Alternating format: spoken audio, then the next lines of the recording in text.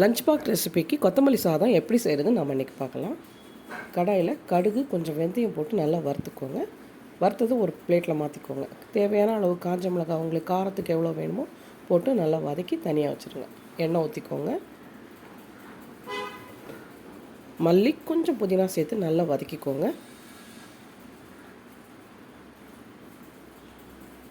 வதங்கினதுக்கப்புறமா இதை ஒரு பிளேட்டில் மாற்றிக்கோங்க. மிக்ஸி ஜார் எடுத்துக்கோங்க.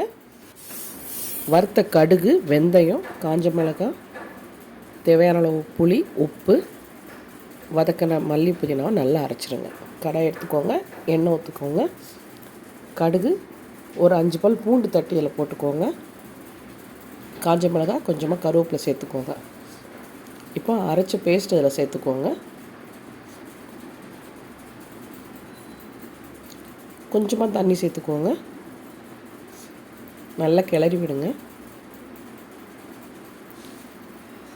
எண்ணெயெல்லாம் நல்லா பிரிஞ்சு வர்றது வரைக்கும் ஸ்லோ ஃப்ளேமில் வச்சு நல்லா கிளறி விடுங்க. இப்போ கடைசியாக கொஞ்சம் வெல்லம் சேர்த்துக்கோங்க. அவ்வளோதாங்க. சூடான சாதத்தில் போட்டு சாப்பிட்டிங்கன்னா அருமையாக இருக்கும்.